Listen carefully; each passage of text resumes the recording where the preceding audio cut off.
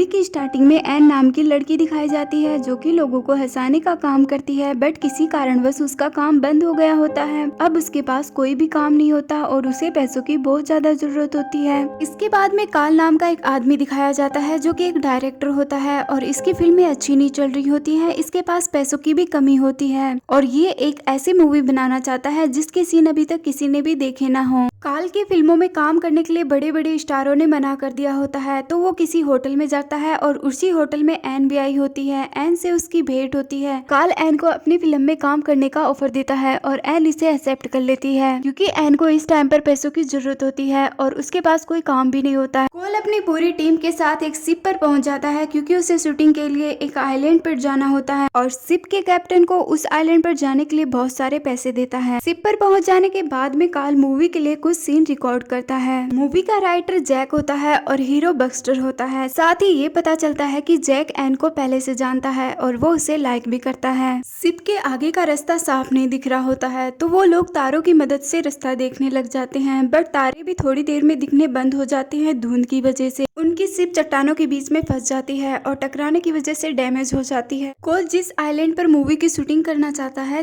वो आइलैंड वहाँ से थोड़ी दूर था। कोल छोटी छोटी बोट तैयार करता है और वहाँ के लिए रवाना हो जाता है। कैप्टन कोल को उस आइलैंड पर जाने के लिए मना करता है। वो कहता है कि उस आइलैंड पर आज तक जो भी गया है वो वापस नहीं लौटा है, लेकिन इसके बावजूद भी कोल वहाँ पर चला जाता है। कोल अपनी टीम के साथ आइलैंड पर पहुँच जाता है और जाते ही उन्हें वहाँ पर आदिवासी लोग मिलते हैं जो उन पर हमला कर देते हैं और उन्हें पकड़कर अपने साथ ले जाने लगते हैं। तभी वहाँ पर शिप का कैप्टन आ जाता है और वो उन आदिवासी लोगों पर फायरिंग कर देता है, जिसके डर से वो लोग वहाँ से भागकर चले जाते हैं। सभी लोग वापस शिप पर आ जाते हैं। नाइट में एन अपने रूम में अकेली रहती है। तभी वहाँ पर कुछ आदिवासी लोग आते हैं और एन को अपने साथ ले जाते हैं। जैक को पता चल जाता है कि एन को आदिवासी लोग पकड़ के ले गए हैं। वो सभी को सूचित करता है और सभी लोग वापस आइलैंड पर जाते हैं एन को वापस लाने के लिए। आदिवासी लोग अपने मालिक को खुश करने के लिए एन की बलि देने की तैयारी करते हैं। एन को वो लोग ऊंचाई पर लटका देते हैं। वो लोग एन की बलि देने वाले होते हैं। तभी बहुत बड़े जानवर की एंट्री होती है जिसका नाम किंग कॉन्ग होता है। वो एन को पकड़कर अपने साथ ले जाता है। दूसरी तरफ कोल और उसके साथी भी एन को बचाने के लिए वहाँ पर पहुँच जाते हैं, बट उससे पहले ही वो किंग कॉन्ग एन को अपने साथ ले जाता है। वो बहुत बड़ा जानवर किंग कॉन्ग एन को अपनी मुट्ठी में बंद कर उछलते कूदते हुए ले जाता है, जिसके कारण एन बेहोश हो जाती है। दूसरी तरफ कोल और उसके साथियों को दिखाया जाता है जो एन को ढूंढ रहे होते हैं। साथ ही कोल को एक बहुत ही शानदार नजारा देखने को मिलता है जिससे वो अपनी कैमरे में शूट करने के लिए अपने हीरो को आगे भेजता है, बट वहाँ पर होते हैं बहुत ही बड़े बड़े डायनासोर और वो कोल और उसकी टीम को देख लेते हैं और उनका पीछा करने लग जाते हैं। ये डायनासोर कोल और उनके साथियों के पीछे पड़ जाते हैं और कुछ मेंबर इनकी वजह से मर भी जाते हैं। एक बड़ी सी खाई आती है जिसमें ये सभी डायनासोर गिर जाते हैं और कोल अपने साथियों के साथ मुश्किल से उनसे बच पाता है। दूसरी तरफ एन को होश आ जाता है और वो किंग कॉन्ग से बचकर भागने लगती है। तभी किंग कॉन्ग उसे देख लेता है और उसे पकड़ लेता है।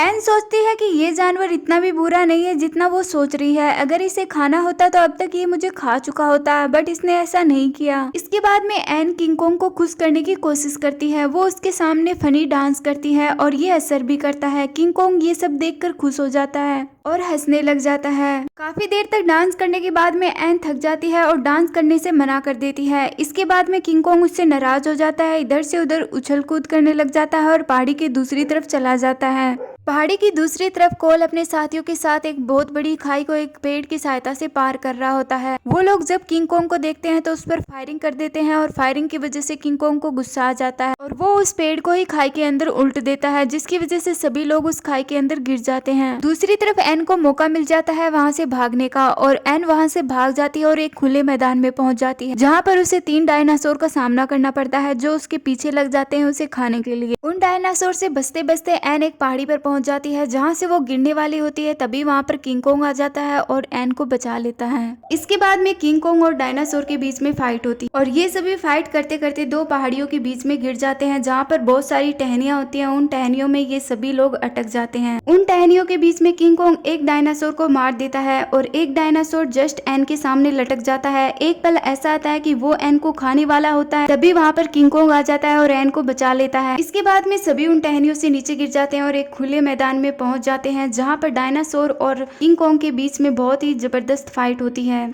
काफी देर फाइट करने के बाद में किंग कोंग डायनासोर का पूरा मुंह खोल देता है, जिससे वो मर जाता है। इसके बाद में कोल और उसके साथियों को दिखाया जाता है, जिन्हें किंग कोंग ने एक खाई में गिर दिया था। खाई में गिरने से कोल का कैमरा टूट जाता है और उन्हें वहाँ पर अजीबोगरीब जानवरों का सामना करना पड़ता है। ये जानवर कोल के कुछ साथियों को खा भी जाते हैं। कोल और उसके साथियों का बाहर निकलना मुश्किल हो गया होता है। तभी वहाँ पर कैप्टन आ जाता है और इन जानवरों पर फायरिंग कर देता है। इसके बाद में बचे हुए लोग बाहर निकल जाते हैं। इसके बाद में कैप्टन सभी लोगों को वापस शिप पर चलने के लिए बोलता है, बट जैक मना कर देता है। जैक एन को ढूंढने के लिए जंगल में चला जाता है। बाकी के सभी लोग शिप के लिए रवाना हो जाते हैं। इसके बाद में किंग कोंग को दिखाया जाता है, जो एन को एक पहाड़ी के ऊपर ले जाता है, जहाँ से सनसेट का बहुत ही सुंदर नजारा दिखाई देता है। और एन वो नजारा देखते देखते किंग कोंग के हाथों में सो जाती है। जैक एन तक पहुँच जाता है और धीरे से उसे अपने साथ चलने के लिए बोलता है। एन जैक के साथ जाने लगती है। तभी किंग कोंग उन्हें देख लेता है और उनके पीछे दौड़ने लगता है। बट उस पहाड़ी पर बहुत सारे चमगादड़ होते हैं जो किंग कोंग पर चिपक जाते हैं और इस वजह से किंग कोंग एन और जैक को नहीं रोक पाता है। इसके बाद में कोल को दिखाया जाता है, जो एन और जैक के साथ साथ किंग कोंग का भी वेट कर रहा होता है। कोल अपने साथ किंग कोंग को ले जाना चाहता है ताकि सिटी के लोगों को इतना बड़ा जानवर दिखाकर वो फेमस बन सके। कोल किंग कोंग को पकड़ने की पूरी तैयारी कर लेता है।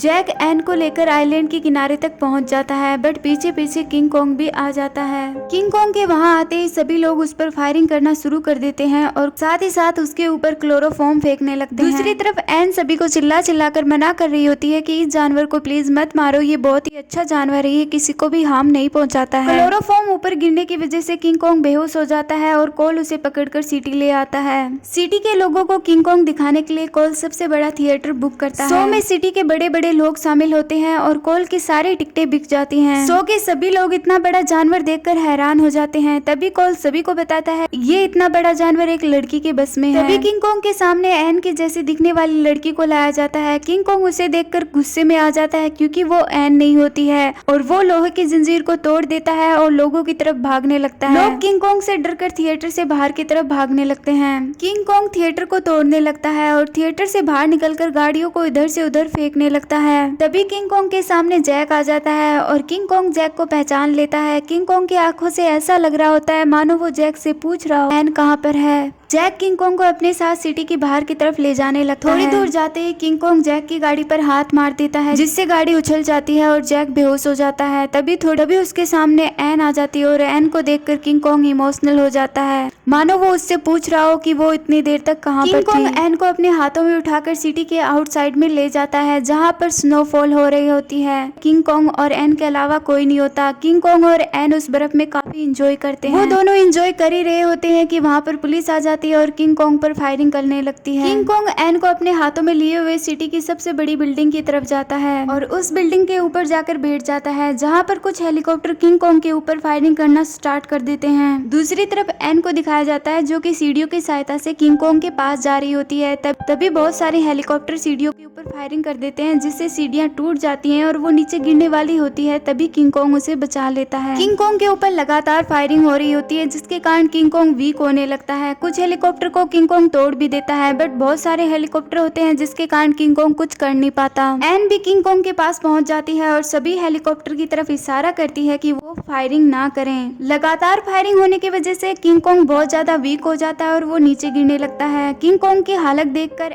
एन रोने लग जाती है। अचानक बहुत सारे हेलीकॉप्टर किंग कोंग के पीछे से फायरिंग करते हैं, जिसके बाद में किंग कोंग के अंदर हिम्मत नहीं होती है और वो नीचे गिरने वाला होता है। तभी एन उसके हाथों पर अपना सर रखकर रोने लगती है। किंग कोंग सिटी की सबसे बड़ी बिल्डिंग से नीचे गिर जाता है, जिसकी वजह से उसकी मौत हो जाती है। इस तरह किंग कोंग एन से हमेशा के लिए दूर हो जाता है और लोगों की बेवकूफी की वजह से एक बेगुनाह जानवर मारा जाता है।